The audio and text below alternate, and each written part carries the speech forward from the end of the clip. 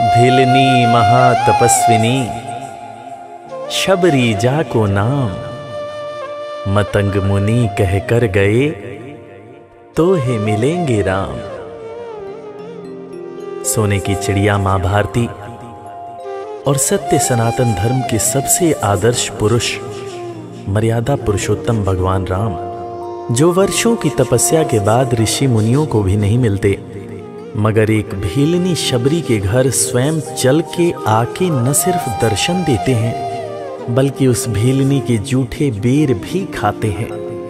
और बाबा तुलसी ने क्या खूब कहा है कि प्रबल प्रेम के पाले पड़कर प्रभु का नियम बदलते देखा, अपना मान भले टल जाए भक्त का मान न टलते देखा।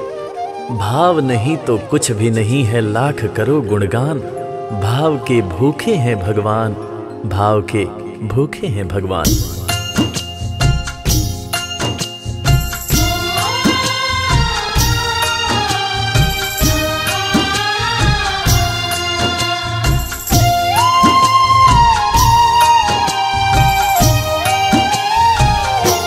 भाव के भूखे हैं भगवान, भाव के भूखे हैं भगवान, भाव के भूखे हैं भगवान, भाव के भूखे हैं भगवान। भाव नहीं तो कुछ भी नहीं है, भाव नहीं तो कुछ भी नहीं है, लाख करो गुणगान। भाव के भूखे हैं भगवान, भाव के भूखे हैं भगवान, भाव के भूखे हैं भगवान, भाव के भूखे हैं भगवान।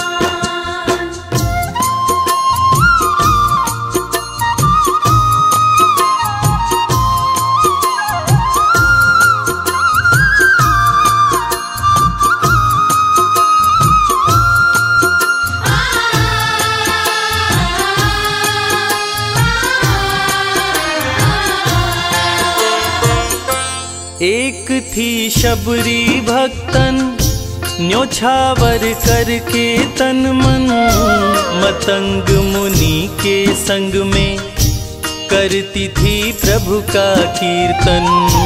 मतंग मुनि के संग में करती थी प्रभु का कीर्तन। बागों से चुन चुन लाती, प्रभु को फूल चढ़ाती, गंगा के पावन जल से रोज स्नान कराती। गंगा के पावन जल से रोज स्नान कराती। चरण धो के श्री राम का करती, चरण धो के श्री राम का करती, चरणामृत का पान। भाव के भूखे हैं भगवान, भाव के भूखे हैं भगवान, भाव के भूखे हैं भगवान, भाव के भूखे हैं भगवान।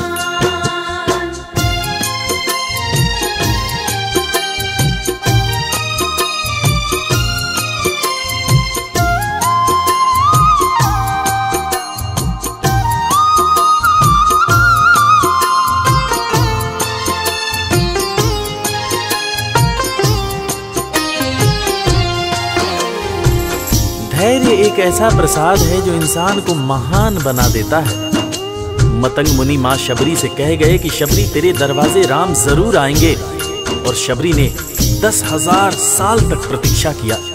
शबरी को देखने वाले न सिर्फ उसे पागल कहते थे बल्कि कहते थे, ये कौन दिखात कुटी मां नारी ते उत जाती है मूद भरी, छिन भीतर बाहर होत छिना सुख सो नहीं बैठत एक घड़ी, यही के तन में कछुपीर भई ये वियोगिन मानस माहि जरी, अब जान पड़ी रघुनाथ के प्रेम की मूर्ति रूप ये है शबरी।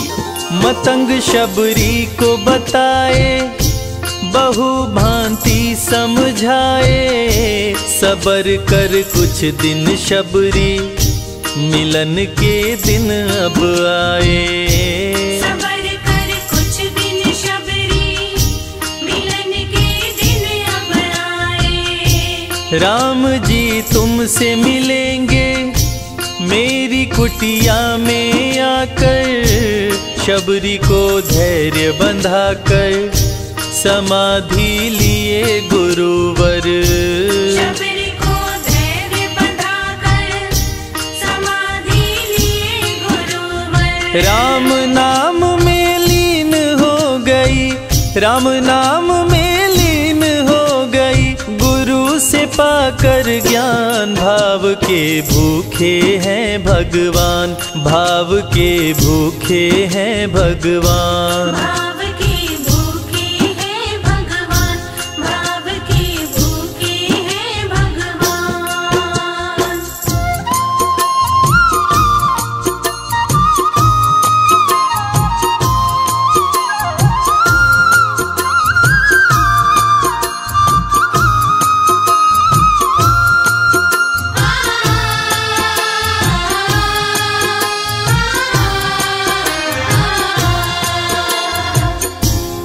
माँ शबरी के गुरु महामुनि मतंग जब अपने नश्वर शरीर का त्याग कर रहे थे, तब माँ शबरी ने उनसे पूछा, हे गुरुवर, मुझे मेरे राम कहाँ मिलेंगे? इस पर महामुनि मतंग ने शबरी को जवाब दिया कि शबरी, अरे दुनिया राम को ढूंढती है, मगर तू तो ऐसी खुशनसीब है कि तेरे दरवाजे राम स्वयं चलकर आएंगे।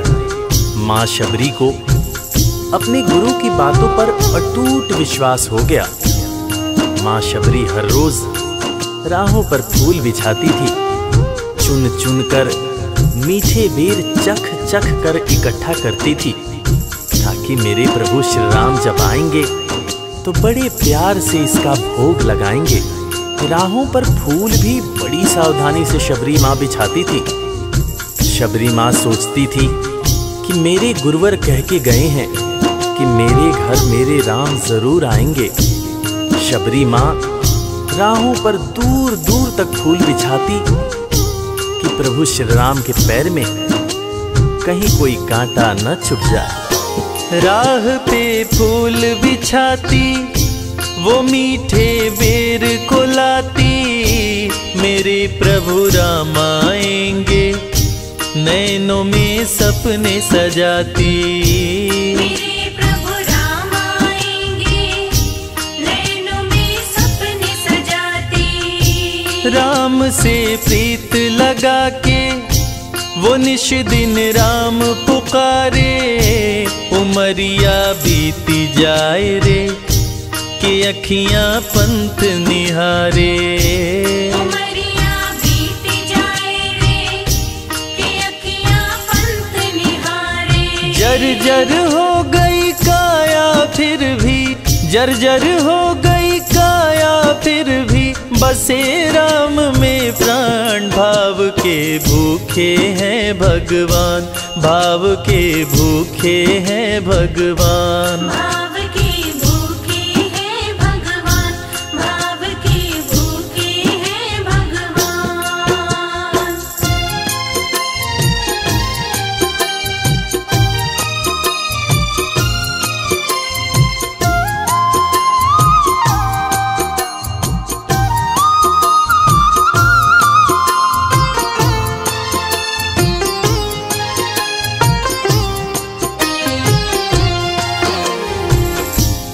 समय समय के साथ बीतता गया। माँ शबरी अब बूढ़ी हो गई। माँ शबरी की उम्र जैसे जैसे बढ़ती गई, प्रभु श्री राम के प्रति उसका प्यार और भी ज्यादा गहरा होता गया। माँ शबरी जो इस जन्म में तो भीलनी हुई थी, मगर अपने पूर्व जन्म में वो एक बहुत बड़े राजा की रानी थी। प्रयागराज, जहां पर कुंभ का मेला लगता है, एक बार वो अपने राजा के साथ उसी कुंभ के मेले को देखने पहुंची।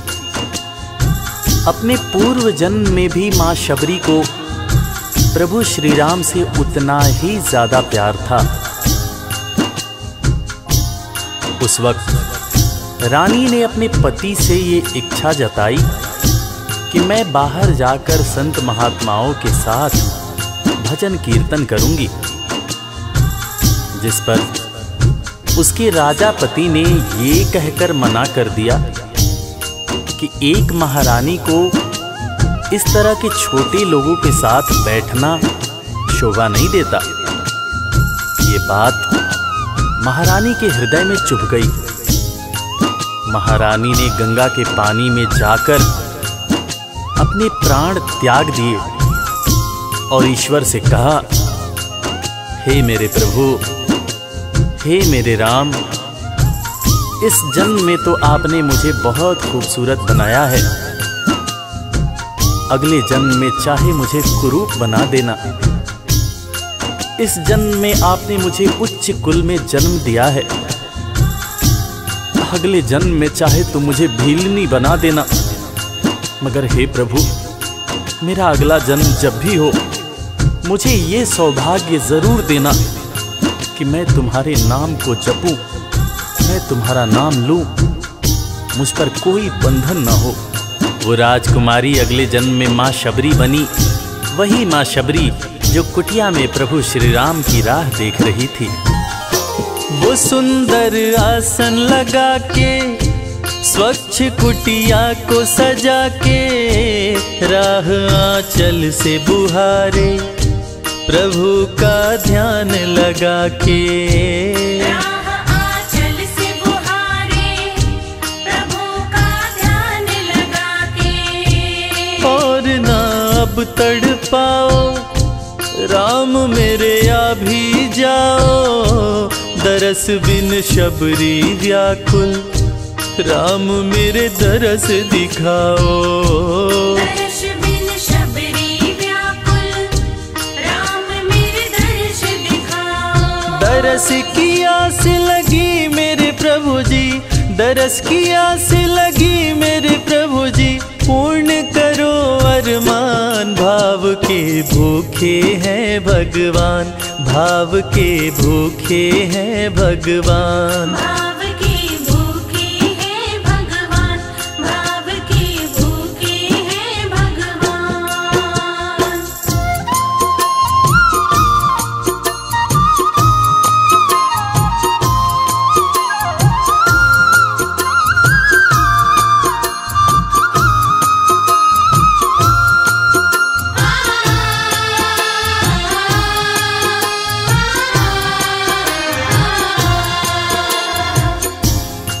अजगर करे न चाकरी, पंछी करे न काम, दास मलूका कह गए सबके दाता राम।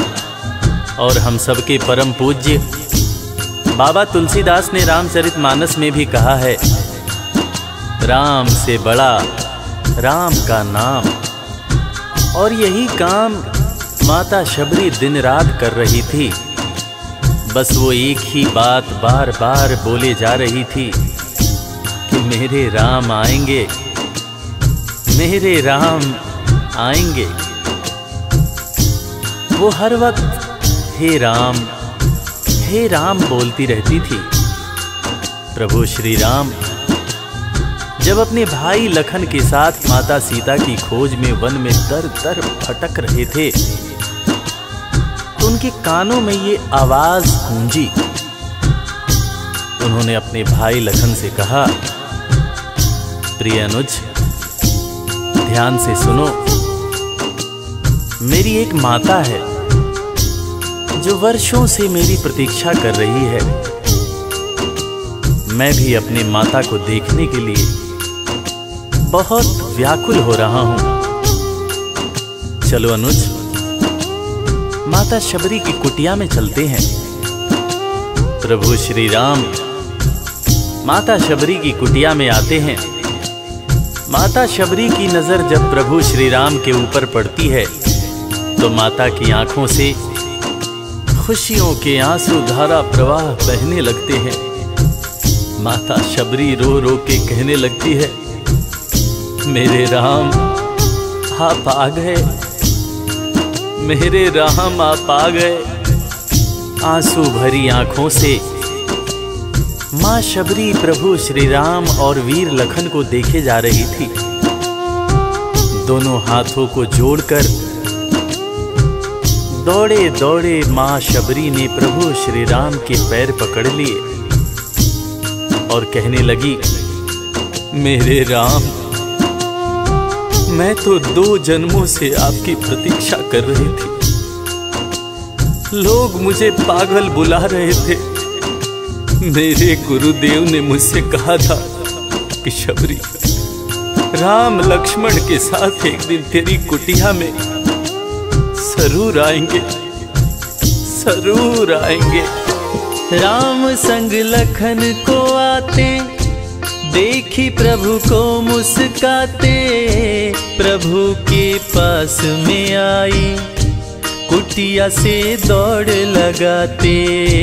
प्रभु के पास में आई कुटिया से दौड़ लगाते। राम से मिलन हुआ जब तो शबरी सुध बुध खो गई, प्रभु के पाँव पकड़ के भाव में विह्वल हो गई। प्रभु के पाँव पकड़ के भाव में विह्वल हो गई। खुशी के आंसुओं से पग धोए, खुशी के आंसुओं से पग धोए, भक्त न शबरी समान, भाव के भूखे हैं भगवान, भाव के भूखे हैं भगवान। भाव के भूखे हैं भगवान, भाव के भूखे हैं भगवान।